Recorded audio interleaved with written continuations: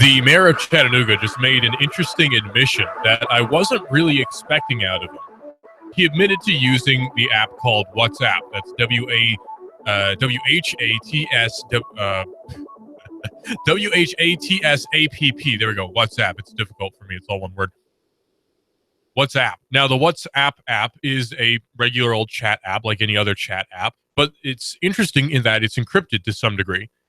That means basically people from the outside can't read your conversations. Now, that's a pretty useful security tool. It's not perfect, but it's a pretty useful security tool if you don't want your conversations to be heard or read by an outside source. Sounds pretty good, right?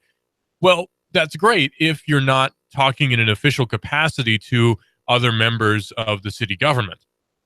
That could be a problem. Now, the thing with the mayor here, and this is we're talking about Mayor Andy Burke here in Chattanooga, is he's vowed to have the most transparent city government of all time. Just like the Clintons say they'll have the most transparent presidential campaign of all time. And, it's similar claims. They're both Democrats. It makes sense. It's interesting.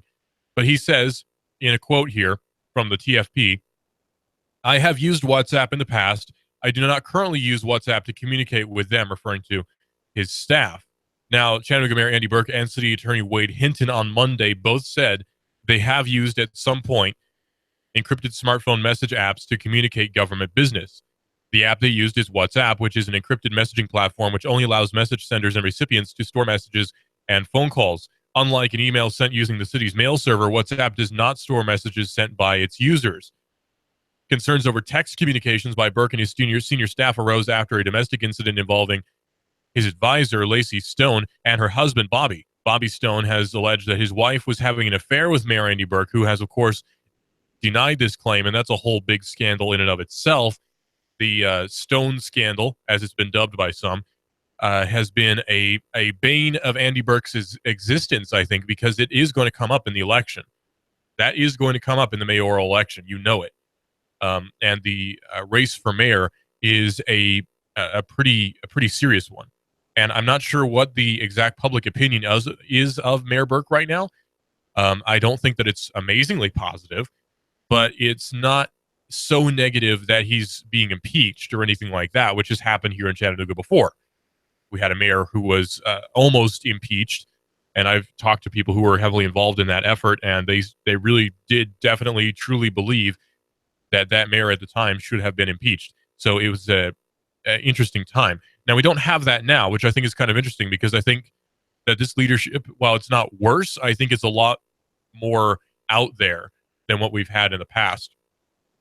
The problem with what we have right now in the mayor's office is he's a lot more progressive, I think, than a lot of the rest of the city. The mayor is he's a Democrat, and that means he's going to be more progressive. He's a Democrat, and he's hired a police chief who has interesting methods in policing. That's gotten the ire of a lot of people. And he's not the most popular. Neither of them are really the most popular people ever. But that doesn't mean that they're bad. It just means that they're not particularly popular right now.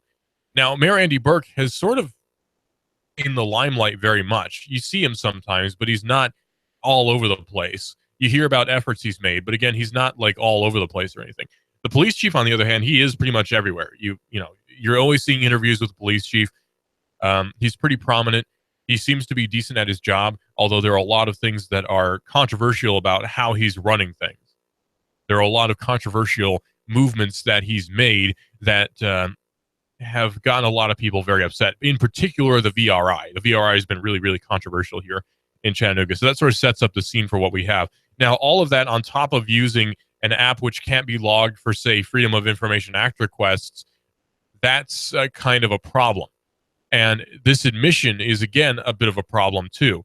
Because, yeah, he should have admitted that he used it, and that's all well and good.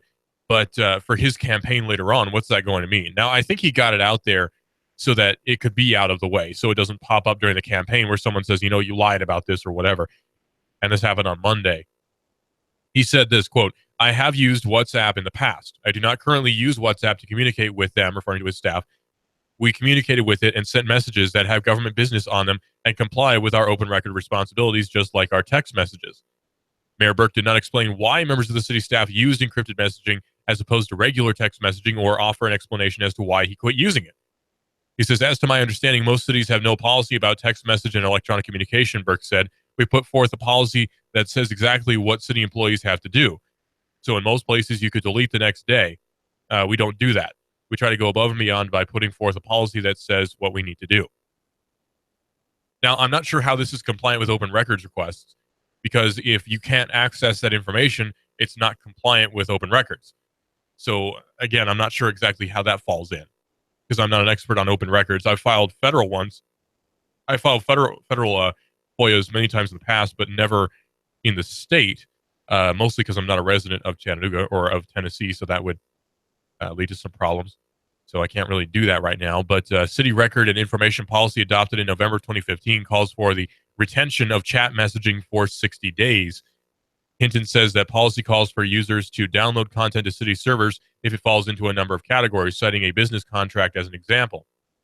Correspondence associated with the document should be downloaded for longer storage if it includes material associated with changes or requests concerning the contract, but not necessarily if the correspondence was only about whether it had been completed, he says. Now, again, this all falls on top of the whole controversy with Lacey Stone, where it does make you kind of wonder, is there some connection here between this WhatsApp thing and what's going on with the Stone controversy? Now, the Stone controversy is something interesting. What happened with that is, and I'm not passing any judgment one way or the other. This is just my understanding of what happened. There was some incident involving the mayor and Lacey Stone, or something like that. At least that was perceived by Lacey Stone's husband. Now, Lacey Stone was an aide to the mayor, a pretty top aide to the mayor. And she apparently got in an argument with her husband, during which the husband says she tried to destroy her phone while he was trying to get it from her. And that's kind of odd. And then he apparently, according to her, broke her rear windshield, and she drove straight to, instead of the police or calling 911, she drove and called the police chief, Fred Fletcher. Now, yeah, maybe she knows Fred Fletcher, and that would make sense. But why wouldn't you just call 911? Now, I think a big reason for that would be you don't want your 911 call to be a matter of public record, because 911 calls are a matter of public record. News agencies can get 911 calls pretty easily, and they do it all the time. If there was a 911 call about Lacey Stone with, say, her husband shouting in the background that she cheated on him with Mayor Burke, that's a big problem. So I think that would be why she called Fred Fletcher and went to his house specifically instead of calling 911. I could be wrong about that. That's my speculation. But then this, along with what's happening with WhatsApp, it just seems a little bit strange. I'm not going to say suspicious. I'm going to say strange, because I don't know the exact circumstances of everything that's happening on the planet. But it seems a little bit suspicious. So what do you think? Number to call in is 423-800-8949. That's 423-800-8949 is the number to call in here at Hot News Talk Radio AM 1240. And we're always here at hotnewstalkradio.com. You can also go to noogaradio.com. That's Nooga radio.com, noogaradio.com. You can listen to us streaming live there, and you can also get us on Facebook. I just did a live stream a few seconds ago, just a 40-second live stream where I promoted what I was going to be talking about, and you can check that out here on Hot News Talk Radio's Facebook page. Go to Hot News Talk Radio on Facebook, and you can see our live stream there. So that's the situation that's going on with the mayor right now, especially ones who are politically connected. Not really that they are politicians, it's just that they know politicians and they work for them. A lot of my friends in those positions are suspicious of what's happening with the mayor and with WhatsApp. And I have a good friend of mine who works in computer security for an unnamed company. And he's a little bit skeptical that there is any controversy other than just maybe they should have backed it up a little bit better. So, it's all up to what you think about the mayor, and it's all up to what you think about the situation surrounding Lacey Stone and Bobby Stone, which is something that I think a lot of people have forgotten about, actually. It seems that a lot of people have forgotten about that whole incident, but I can assure you that people in city government have not forgotten. And that's something that is going to most certainly pop up during the election. If it doesn't, I'll be very surprised. And I would be just shocked and amazed if that didn't come up at some point during the election with someone saying something about it. I think all the people running for mayor are pretty high-class guys right now. I don't anticipate Larry Groen saying, oh, look at the mayor and his infidelity. I don't see that happening, but I think that it will be brought up sort of vaguely as a matter of something to look at and for the papers to write about, basically.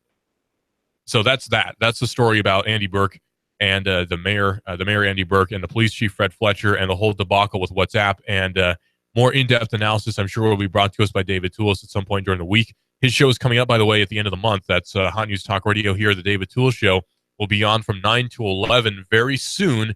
I'm really excited about him coming back. And the David Tulis Show is one of my favorite shows ever to ever grace the airwaves. And I'm really excited for him to come back here at Hot News Talk Radio. Now, this is something that's interesting. That's just come up the other day. Actually, what time did it come up? A few hours ago. Amy Schumer has just been announced to be the highest paid female comedian of all time. I don't know why. I'm not a very big fan of Amy Schumer at all. I don't think she's particularly funny. And there's allegations that she stole jokes from other comedians, which makes me like her even less. I think her brand of humor is, and I think her jokes are silly. And I don't think that she's a very pleasant person to be around either. And I'm not sure why she's that popular, but that's just my view on Amy Schumer. If you like Amy Schumer, that's cool. And I'm happy that she has that amount of money to play around with so she can complain about political situations while being very rich. Now, the Daily Mail has an interesting story, and I know it's the Daily Mail. You know, we all know it's the Daily Mail. But it says this: beware who you search for. Amy Schumer is the most dangerous celebrity online, as hackers are using her name to target internet users. And it's not just her; it's also Justin Bieber, Rihanna, Ellie Goulding, and a few others who are on a list of people whose websites and such have been hijacked to carry viruses. Hackers use the fascination with celebrity news, they say, to entice unsuspecting fans to visit sites, which can then download viruses and malware onto their computers and steal passwords or personal information or what have you. A study by Intel Security found that Justin Bieber, Carson Daly, host of The Today Show and The Voice in the U.S., actor Will Smith, and singer Rihanna have all been popular choices for hijackers, these cyber criminals, they call them. In the UK, singer Ellie Goulding, who I'm not really familiar with, was the most dangerous celebrity to search for online, along with singer Rita Ora, producer Calvin Harris, and Geordie Shore, TV stars Charlotte Crosby and Holly Hagen. I don't know who any of those people are except for, what's his name? Calvin Harris. I do know who Calvin Harris is. He's actually come out with some pretty good music, I will say. Calvin Harris is pretty decent. Nick Viney, or Vinny, I'm not sure, consumer vice president at Intel Security, which is known, which used to be known as McAfee in the U.S., but it still is in Europe. John McAfee doesn't want his name associated with that Intel Security at all, because it's nothing at all like McAfee Security, which he came up with back in the day, saying the desire for consumers to stay up to date with the latest celebrity gossip can often make them unwittingly vulnerable to cyber crime. Many consumers are quick to click, he says, but do they actually stop and consider the potential risks that this poses by doing so? Cyber criminals are keen to exploit this craving for real-time information on celebrities and will lead consumers to sites that download harmful malware onto devices, ultimately steal an individual's all-important and incredibly valuable data. Now, how does this happen? Well, usually through exploits. It stores information in your browser via cookies, which then replicates and does all sorts of crazy things. But for the most part, it's just people going on websites that are obviously malicious. That's the thing. A lot of websites are very, very obviously malicious, but people don't really recognize it because we're sort of used to just this idea that the internet is some sort of safe place, even though it really isn't and never has been a safe place to browse at all. You have to have some kind of understanding of the dangers that lurk around there. And I don't just mean, your kids might see something they shouldn't. I mean to your actual more like your security in terms of your bank account. That is something that can be very easily threatened browsing the internet. And it's sad, but it is true. One obvious, to me anyway, obvious key thing that you should never do is install a toolbar on your browser. I mean, so many different services will want to install a toolbar. You'll boot up your computer one day, you'll open up your browser, and you'll see that you're searching with a search engine you didn't intend to. There's a toolbar there now that you didn't want to be there, and that kind of thing can happen to anyone. It's actually happened to me before once on an XP machine that I had years and years ago, and it's never happened since. I can tell you firsthand, I've never gotten a major virus in my life that I'm aware of, except for Windows 10. But as far as I know, pretty much my computer browsing has been relatively safe. I don't really do much of any risky stuff on my computer. And if I do it in a virtual machine because I'm paranoid. But the thing is, Microsoft is actually taking steps to make sure that that is the case always.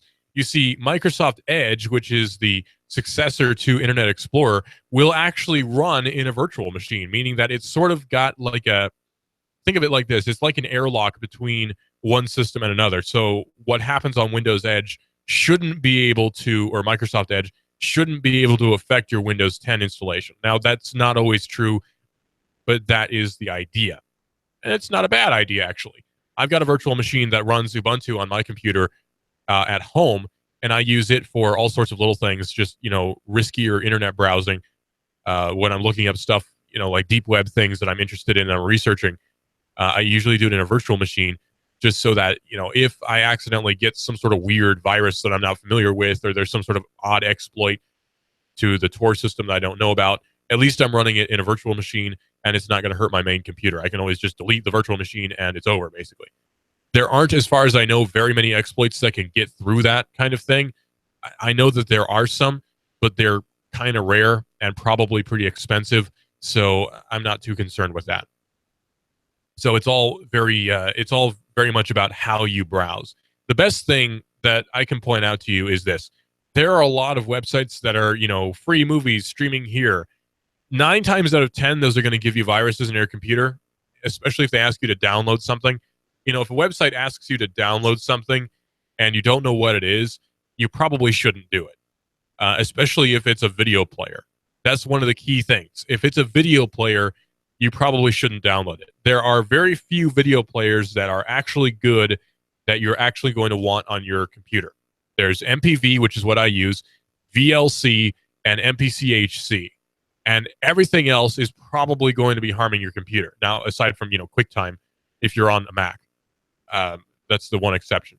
But seriously, though, it's amazing to me how many people will go to some website that's like, watch free movies online, and it says you need to download a video player to watch it, and they download the video player, they install it, it doesn't work, and they give up on it, and they forget about it. But meanwhile, that video player is maybe a keylogger, or maybe it's just monitoring your internet traffic, or maybe it's using your computer as a botnet to farm Bitcoin. There's all sorts of little things that can happen to your computer that sound very, like it's from a movie, or like it's written by, a bad science fiction novel. But a lot of the time it actually is true. It's surprising how many things can happen to your computer when you just don't know. Something that's coming up today that I'm very excited about is the James Comey grilling by Trey Gowdy. Now, I don't always agree with Trey Gowdy on everything, and I think that he has an odd sense of fashion, but that doesn't really say anything about him professionally. But Trey Gowdy is a guy who is not afraid to grill people, and I'm really excited to see Trey Gowdy go to town on James Comey. Now, I have a bone to pick with James Comey. I always have, actually, ever since he became FBI director, because back in the day, he was saying that there needs to be a back door into every computer system ever so the FBI can get information if it needs to. Now, what he didn't understand, or at least pretended to not understand, was that if there's a backdoor into a computer system that, say, the government can get into, then that means that other governments can get into it as well, or hackers can get into it too. Here's the thing. Allowing the United States to get a backdoor into, say, the iPhone creates a precedent. Because if the United States can do it, why not China too? The iPhone sells pretty well in China. Why not Europe? Why not Germany, right? Germany should be able to have a backdoor into the iPhone. Why not the UK? The GCHQ should have a backdoor into the iPhone. The Chinese should. The Japanese should. Any country under the sun. The Russians should have a backdoor into the iPhone. It sets a precedent. And because Apple says yes to the United States, they can't really say yes or no to any other country, because they've already allowed the US in, so why not every other country ever? Otherwise, they could just say, well, you're not going to sell the iPhone in Russia, or you're not going to sell the iPhone in China. So there's money to be lost here if Apple does follow that course of action. I don't think James Comey cares, because he's a very liberal kind of guy, and I don't think he cares a whole lot about free trade unless it benefits him personally. So he must not have stock in Apple. I guess that's the thing. James Comey doesn't have any stock in Apple. I guess Clinton doesn't either. But he was calling for backdoors into computer systems. And really, James Comey is a fascist when it comes right down to it. He is at least totalitarian, if not fascist, because he's wanting backdoors in computer systems. But if you ever grill a politician about errors she made in her email server, you're just barking up the wrong tree, and there's never going to be a prosecution. Go figure. This is Binary here on Hot News Talk Radio, AM 1240, hotnewstalkradio.com. Listen to us on noogaradio.com.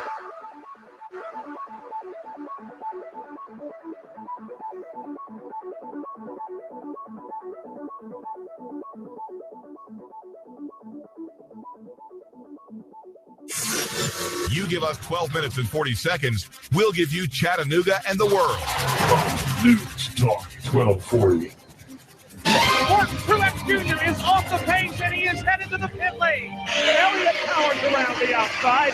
Michael McDowell pops a right front tire. Here's Martin Truex to the bottom. Blaney's walked him off too. Meanwhile, Chase Elliott went 4 wide on the back straightaway. They're side by side for the lead. Hear it live on Chattanooga's official NASCAR radio station. Hot News Talk 1240. The voice of NASCAR. NOS 2239. Listen up, y'all. Ben Phillips Home Rate Mortgage, 805-9100. I'm in the business of saving people money. And if you want to save money, pick that cell phone up right now. 805-9100. I received a call that I won't forget. A family of 5. The husband's the TVA engineer. Financial stress was rising from medical bills and children in college. We lowered their rate, paid off their bills, and saved them $800 per month. Now they're living stress-free. And the best part is this. They're skipping 2 payments and paying off their home 7 years faster. It's easy, and you can do it too. It just takes 10 minutes, 1 phone call to 805-9100. There's no cost and no obligation. So why wouldn't you call 805-9100? Or if you're at your desk like me, get a quick quote at homeratemortgage.com. That's 805-9100 or homeratemortgage.com. Whole body vibration really works for weight loss, pain relief, circulation, and building bone density. Go to Lily's as seen on TV and talk to Dottie at the Gun Barrel Road store and Robert at the 153 Hickson location. 10 minutes equals 1 hour walking. It really works. Cash, cash, cash, and more cash. Rick Davis has the cash. Rick Davis will give you top dollar for your gold, silver, diamonds, and coins. You'll get international prices. It's like he's giving away money. And top dollar for your gold, silver, diamonds, and coins. There he goes. More cash out the door from Rick. Rick Davis will give you top dollar. Top dollar for your gold, silver, diamonds, and coins. Cash, cash, cash, and more cash. Rick Davis has the cash and diamonds. Rick Davis will give you top dollar for your gold, silver, diamonds, and coins. 5301 Brainerd Road. You know where it is. Cash, cash, cash, and more cash. I'm blowing everything up. We're starting over. I'm doing a new show. I want guys who push it to the middle of the table and go over the top. Take a risk, fail miserably. I'm right, and I'm not wrong, and I'll never back down. Conflict works. Allow it. It's The Herd with Colin Cowherd. Right here and everywhere. Noon Eastern. You give us 12 minutes and 40 seconds, we'll give you Chattanooga and the world. Hot News Talk 1240. Hot 1240 Hot News Talk Radio with your Hot News Now update. It started out as a normal maintenance job, but it ended in tragedy. A 21-year-old man was installing an air conditioner on the roof of an engine room restaurant in Dalton when he fell through the roof and he died. His coworker was in the bathroom at the time and said he heard a loud bang. He went out to see the scene and called 911. He was instructed to perform CPR, but it was no use. The 21-year-old worker was declared dead on scene. A 40-year-old tradition is being violated this year. The Tennessee Vols play every year at Chattanooga's Miller Park when they go down to either Alabama or Georgia, but this year they're not. UGA is not allowing the Tennessee Vols to perform at a halftime show, so they will not be playing at Miller Park on Friday. It would be too expensive, says the band leader. The city of Chattanooga has a bit of a dirty problem.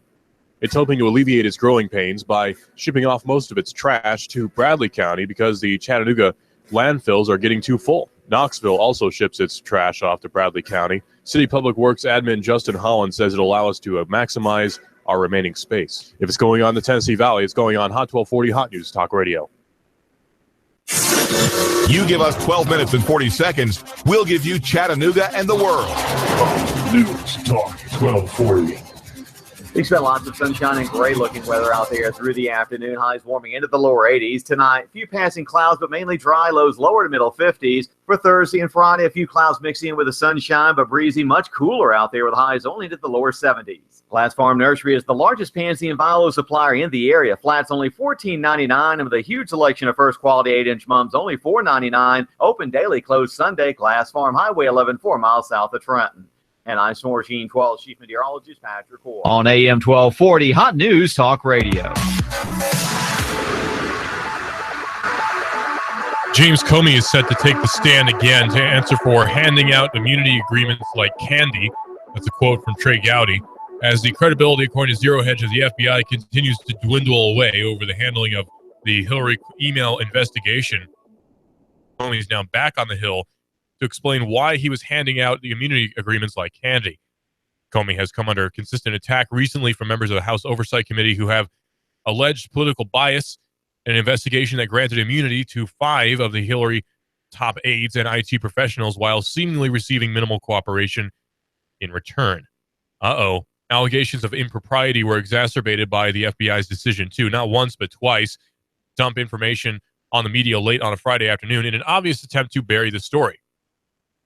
The latest 189-page Friday afternoon document dump included, among a few other things, new revelations that Hillary mounted or maintained a Gmail account while Secretary of State, and that Obama, after previously denying knowledge of Hillary's private server, actually communicated with her on that server using a pseudonym. So not only is there another email server that we didn't know about, there is also proof now that Obama knew about it and communicated with her on it. Now, does that mean that Obama necessarily did anything wrong? I don't know. I'm not a legal expert. But it does mean that he at least had knowledge that she was using an email address that maybe she shouldn't have been using. He claimed to have no knowledge, and it seems that knowledge has been proven here. Now, he could argue that, well, I didn't know that that was an official email, or I wasn't paying attention to what email I was sending it to. And that's a valid excuse because I don't pay attention to what emails I send. No one does. So, yeah, I can see that happening. But it seems a little bit odd that the president has communications with her, yet still he denies responsibility or denies knowledge anyway. Seems a little bit strange. Well, there's a cover-up apparently when it comes to Hillary Clinton's use of private email servers, and the State Department aided and abetted that cover-up, says Representative Trey Gowdy, who chairs the House Select Committee on Benghazi. That's what he said on Sunday, according to Newsmax. Gowdy said the arrangement went on to allow Clinton to keep her emails for more than 2 years after she left office. Now, that doesn't seem quite right. It says she had this arrangement for the entire time she was Secretary of State. Then she kept them for 2 years. The South Carolina Republican lawmaker told Fox News' Brett Baer, saying it was only because the State Department would not go away. And that's when it gets interesting, he says. He said that there were conversations between Clinton's former chief of staff, Cheryl Mills, State Department Undersecretary for Management, Patrick Kennedy, and Platte River Networks, the Colorado company which managed Hillary Clinton's emails after she left office. And after his committee sent out subpoenas, those emails were destroyed. Now, Platte River, if I remember correctly, is the company which involves a guy who may or may not have posted on Reddit about asking about how to change headers on emails and how to change to from information and how to change date info. Kind of a problem, to say the least. So you have basically confirmed proof that this guy was deleting her emails for her, and we'll just not touch on that. We'll ignore that. So the Department of Justice has offered at least partial immunity through the FBI, including to Mills. And Gowdy says that doesn't really make any sense. On Friday, the FBI released another large trove of documents concerning the email server, including notes stating that an unnamed Platte River email said, a 2014 email, that there was a cover-up operation going on with the former secretary's communications, says the Daily Caller. Now, number one, he says, if you think there is evidence that's relevant to an investigation on a piece of physical property, you use a subpoena, a grand jury subpoena, says Gowdy. You don't strike an immunity agreement with a computer, you go get it. Her lawyer, Beth Wilkinson, who represents Heather Samuelson and Cheryl Mills, she's on record of saying, the Department of Justice assured me my clients did nothing wrong. Now, that seems a little bit corrupt, to say the least. And all of this is going on during the election, during the campaign for the election, and we're just sort of ignoring that right now. And I've noticed people get upset whenever you bring up the whole email scandal or whenever you bring up Benghazi in relation to Clinton. Like they want to ignore that and instead talk about how, she's going to break the glass ceiling and she's in perfect health. They always want to bring that up. And she's a strong woman who's going to be the most qualified president ever. I don't think that she's the most qualified president ever. I think that there are people who are much more qualified than her who have run before, but we'll, ignore that. Even it seems Teddy Roosevelt was pretty dang, pretty reasonably anyway, qualified to be president. He ran a war for one. He was a secretary, I believe, of the Navy at one point, or at least a cabinet member for the Navy. He was heavily involved in government, and then he becomes a president later on in an almost landslide election. That seems pretty qualified. Clinton, on the other hand, yeah, she has a lot of on-paper qualifications, and on paper, she seems to be very qualified. But is she actually?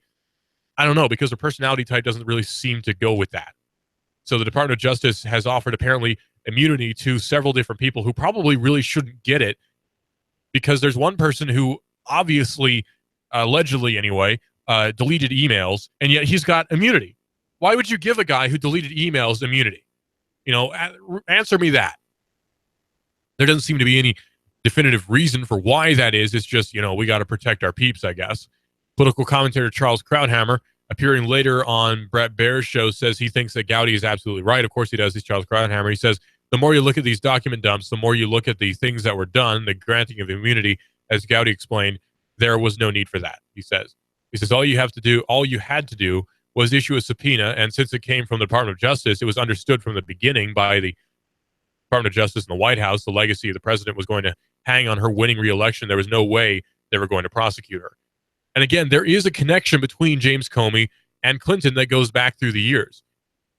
The HSBC, which is the Hong Kong Shanghai Bank. Now, that's a whole big deal, but it was caught in money laundering. And this is not an allegation. They were convicted. It was caught in money laundering by, I believe, a New York prosecutor.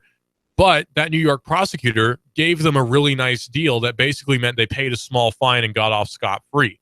They were apparently laundering money for Latin drug cartels. Wow. But guess who that prosecutor was? Loretta Lynch. Yeah, from New York, back in the 80s. And guess who that attorney was for HSBC? Oh, yeah, it was Hillary Clinton. Now, guess who was a chair member of the HSBC at the time? Oh, yeah, James Comey. Now, hold on. There seems to be a bit of a connection here. I don't think friends should be allowed to investigate friends. Even if they're not, quote-unquote friends, they are still at least acquainted.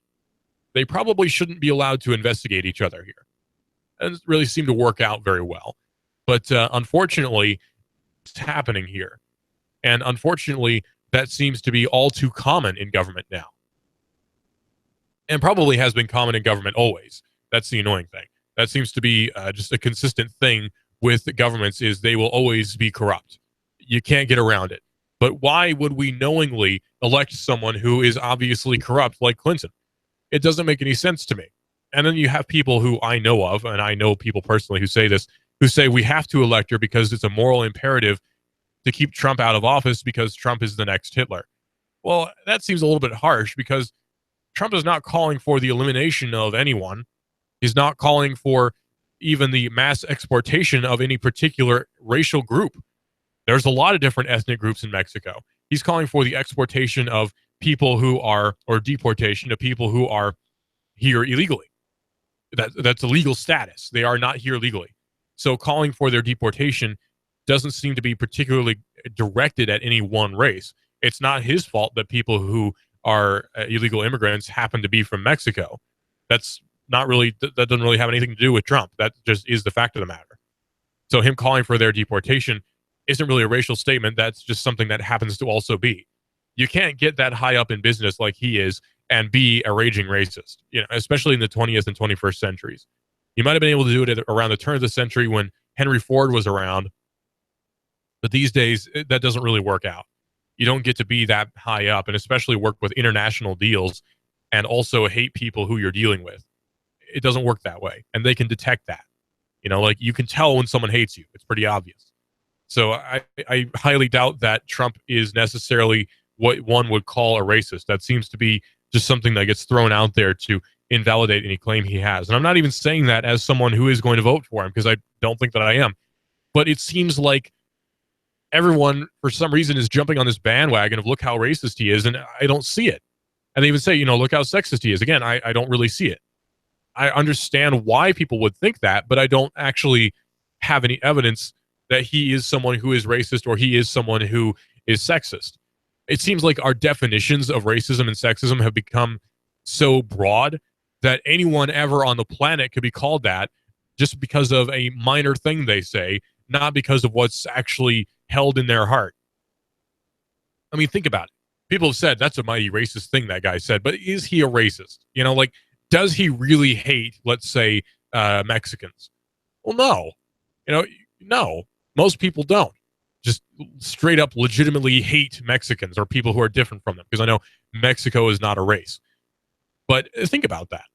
No, most people are not raging racist. Most people are prejudiced, yes, but most people are not racist in terms of they hate people who are different from them.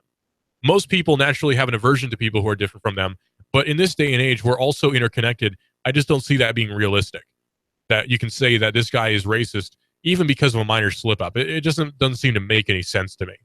And it seems like it's an obvious smear campaign. It's probably slander, too. I mean, during the debate, she called him racist and sexist and somehow got away with it. I don't understand that. If someone called me racist, I'd be pretty mad. Trump didn't seem to have much of a reaction at all to it, which I thought was kind of surprising. But if someone called me racist, I'd be really mad. And if someone called me sexist, I'd be really mad because I'm not either of those things. So what's the deal here? Where do you get off just calling someone something like that with no real proof of it whatsoever? Doesn't really make any sense other than it's just there to be there. It's a statement that you throw out there to invalidate the competition, which is a typical tactic when you don't have an actual argument against someone else's claims. You instead resort to ad hominem when you don't have any sort of accusation that can actually mean anything, especially in a court of law. You just resort to ad hominem, which is common among people who have no arguments whatsoever. Well, let's get off of that for a little bit. The FCC is apparently going to be investigating, or might investigate, the $200 Wi-Fi fee that was at the first presidential debate. So would you like to connect to the Wi-Fi at the presidential debate? Oh, you think it's going to be free? No, it's $200 to connect to the Wi-Fi. In the lead-up, according to Extreme Tech, to the first presidential debate on Monday, Hofstra University dropped a bombshell on journalists attending the event to cover it for various publications. Instead of providing free Wi-Fi or offering the service for a nominal fee, which is common, attendees were expected to pony up $200 a person. And now the FCC has been asked to investigate the matter based on the fact that Hofstra may have broken multiple laws in doing so. Reports from the debate floor indicate that the school didn't just try to fleece journalists. It deployed a scanning device to detect and shut down any personal hotspots or ad hoc wireless networks anyone on the floor attempted to create. Now, that is illegal because it is not legal to jam someone else's communications device. It's not. You can be unhappy that someone is not using your Wi-Fi and instead choosing to use a 4G personal hotspot, but you can't jam their device. That is not legal under any stretch of the imagination. According to a 2015 public notice published by the FCC, it says willful or malicious interference with Wi-Fi hotspots is illegal. Under Section 33 of the Communications Act, 333 of the Communications Act. Marriott was fined several years ago by the FCC over its decision to block and interfere with the hotspots which guests would create. Then, as now, the law on the matter is pretty clear. You can't tamper with other people's devices. And yet it appears, anyway, that Hofstra University may have done just that. One of the FCC commissioners, Jessica Rosenworcel, I believe is how you pronounce, has asked the agency to investigate Hofstra's actions. Right now, it's not clear if Hofstra actually broke the law. The question may hinge on whether Hofstra actually used its device to block Wi-Fi or if it simply spoke to individuals and told them they couldn't use their own hardware. That's possible, and it's not illegal, but it is pretty annoying. So it's hard to buy statements from them saying that they didn't block any Wi-Fi connections when there are statements from people saying that they did block connections. It seems a little bit, again, odd that they would make a claim that's obviously and easily disproven. Oh, well. That's typical, though, unfortunately, of again, people who have no arguments or people who are stuck sort of in a hole. If you get someone caught, eventually they'll just start lying enough that they'll dig themselves deeper into a hole. And that's something that people very commonly do, unfortunately. And that's the best way to catch them is they'll just keep lying and lying and lying to uphold the one lie And then eventually it all comes toppling over and they get either arrested or fired or whatever. And think about that for a second. That seems to be what's happening with the Clinton campaign right now. Because her email scandal is based on multiple lies, which we know were lies. And it's going to come toppling over at some point, whether it be now or if she gets elected, it's going to come on top of her, which, she may die during that time as well because her health doesn't seem to be doing very well. There's all sorts of mitigating factors here with Clinton's campaign and her subsequent possible election. It seems to be just a bad situation overall with her. And I'm not saying that because she is Democrat or I'm saying that because she's a woman or whatever. I'm saying it because she's Hillary Clinton. I don't like Hillary Clinton. I don't think that she is fit to be president for many different reasons. I think that, Tim Kaine could be fit to be president. Sure. He would be a good person to pick to run against. Hillary Clinton does not seem to be the right person. Bernie Sanders even would have been a pretty good choice to run against Donald Trump because Bernie Sanders got people fired up. If you could get Bernie Sanders to run in the election again as a Democrat, he might have a decent chance against Donald Trump. But for some reason, they chose Clinton instead, and the reason seems to be pretty obvious. And it seems, anyway, from some of the speculation I've seen, that the election may have been rigged as well. In fact, there's a lot of evidence that points towards that. The primary, I should say. Likely that many coin tosses would go that well. Seems a little bit unlikely. Germany has ordered Facebook to stop doing what it's doing. It's ordered them to stop sharing and delete WhatsApp data, user data. Facebook has been ordered to delete all the data that it currently holds of Germany's 35 million WhatsApp users. Johannes Kasper, the data protection commissioner of Hamburg, where Facebook Germany is headquartered, said on Tuesday that there was no legal basis for Facebook to be using information from another person's app. Facebook and WhatsApp are independent companies that process user data on the basis of their own terms and conditions and data privacy policies. After the acquisition of WhatsApp by Facebook 2 years ago, both parties have publicly assured that data will not be shared between them. The fact that this is now happening is not only misleading their users and the public, but also constitutes an infringement of national data protection law, said Casper in a statement, adding that it has to be users' decision as to whether they want to connect their account with Facebook. Therefore, Facebook has to ask their permission in advance. This has not happened. And this is not the first case of Facebook doing something slightly malicious like that. And it wouldn't be surprising to me if there are more cases or things that we don't know about Facebook doing. Because remember, with Facebook, and I'm not anti-Facebook by any means, but it's important to understand what Facebook is if you're on it. If you're using Facebook services, it's important to know what Facebook is. This is not a criticism of Facebook. This is just a stating of the facts. You are the product on Facebook. That's the simple fact of the matter. That's why Facebook is free, because you are the product. You are the thing being sold to the advertisers. On Facebook, when you use Facebook and you're posting images of different products you like, or you're liking different pages of things, or you're reacting to different things people say, that's all being looked at by Facebook servers. Now, not necessarily by individuals, but this is all being looked at, and then it's going to be sent off to advertisers and sold to advertisers as market data. And that's worth a lot of money. Facebook and Microsoft have teamed up on this, and they're both making lots and lots and lots of money off of selling this information to different advertisers. And it's simple stuff. I mean, everyone uses it. We use it. Every business on the planet uses Facebook's information on its users. So it's something that's important to understand, is that when you use Facebook, you are, in a sense, a product. Now, that's not a criticism, again, of Facebook. It just is what it is. But if Facebook violates the law, that's a bit of a problem. Or if Facebook infringes upon your privacy in a way that you didn't agree to, that's, again, a problem, which appears to have been what's happened over there in Germany. Again, very unfortunate. Now, Facebook is doing something pretty interesting. I saw an ad for it the other day. Facebook is going to be launching pretty soon solar drones, which are going to be beaming internet connections down to Africa and other countries which normally don't have Wi-Fi access.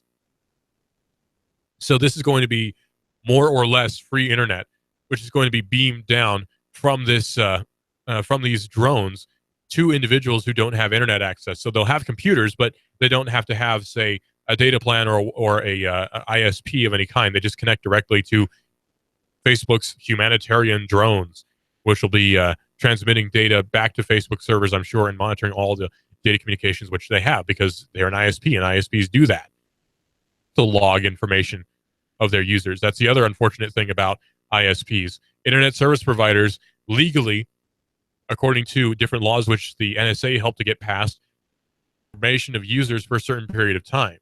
They have to log all the different websites you use, and if there's ever a subpoena, they have to hand that information over. It's obnoxious and is a violation pretty clearly of your Fourth Amendment, but, whatever. We'll just roll with that, unfortunately. That's how it goes here in the United States. The land of the free, the home of the brave, the place where your data is being spied upon. Whoop-de-doo. So this is going to be spreading now to Africa, apparently. You may remember not too long ago that SpaceX rocket crashed. SpaceX rocket was carrying a satellite of Mark Zuckerberg's. Now, that satellite was apparently for the purpose of, again, spreading internet. And it was kind of a scary thing when you think about it, that Mark Zuckerberg has satellites or would have satellites up in space. Now, I'm all for private industry being up in space, but knowing, again, the advertising techniques that are used there, it seems a little bit weird. I'm a little bit weirded out, but at least we know about it, and it's not in the secret. Taking a test flight for the first time, I think in July, and by 2026, they're hoping to have it all up and running. Berg was at the Yuma Proving Ground showing off the solar-powered drones, which are going to be beaming internet down to don't have internet access, and this could be in the U.S. as well. It's called Aquila. Aquila has its first functional test flight. The goal consisted of taking off safely, stabilizing the air, flying for at least 30 minutes before landing. He says, I just felt this is such an important milestone for the company and for connecting the world that I have to be there, Zuckerberg says. For Facebook, Aquila is more than a proof of concept. It's a linchpin of the company's plan to bring the internet to all 7 billion people on Earth, regardless of their income. Doing so will lift millions of people out of poverty, Zuckerberg says, improving education and health globally along the way, but will also enable the next generation of Facebook services in artificial intelligence, virtual reality, and more. The next era of tech will require higher bandwidth and more reliable connections than we have today, and drones can help deliver both. The road to a VR version of Facebook begins where Aquila leads the way, leaves the runway. Now, isn't that interesting? Facebook is already looking at virtual reality solutions for its user experience. So we know Facebook, because they bought Oculus Rift, was already interested in virtual reality on Facebook. So here in 2026, it could be 10 years from now, it could be commonplace for you to listen to a podcast while wearing a virtual reality headset, and you won't think anything of it, just like you don't think anything of the smartphone in your pocket that's more powerful than the Apollo 11 rocket. The Apollo 11 mission, I should say. All the computers combined in the Apollo 11 mission are not as powerful as the phone you have in your pocket right now, even if it's a flip phone. It's amazing. It really is. And looking at how far we've come, it just amazes me even more. And how far are we going to go? How far are we going to go before we go extinct, before the planet blows up, before the sun collapses? How far are we going to go before we reach the end point? That's what I'm curious about. And I want to see. Hopefully, I get to live that long. This is Binary here on Hot News Talk Radio, AM 1240, hotnewstalkradio.com. Listen to us on the TuneIn Radio app on your smartphone. That's TuneIn Radio on your smartphone. There's going to be a national emergency alert test coming up a little after 1:20, I believe. And so if you hear buzzing and such, that's the EAS test. Most likely not a real national emergency. So be prepared for that. Colin Cowherd coming up next here on Hot News Talk Radio, AM 1240, hotnewstalkradio.com.